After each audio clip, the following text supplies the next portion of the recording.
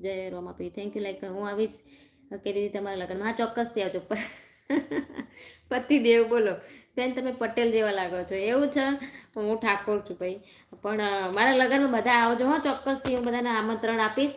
Studio વાળા ભાઈ તમે ચોક્કસથી આવજો, તમને લગ્નનો ઓર્ડર આપવો પડે એટલે થોડું ડિસ્કાઉન્ટ થઈ જાય ને મારા. જ્યારે લગ્ન છે તમારે. હા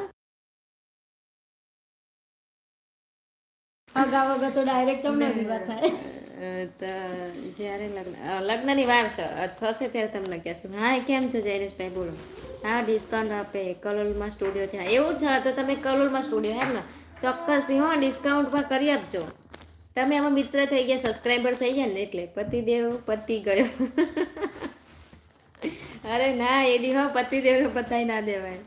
2 વર્ષથી લગ્નના નોતરા દે છે. આ ગુણ તારીખ નથી કહેતા.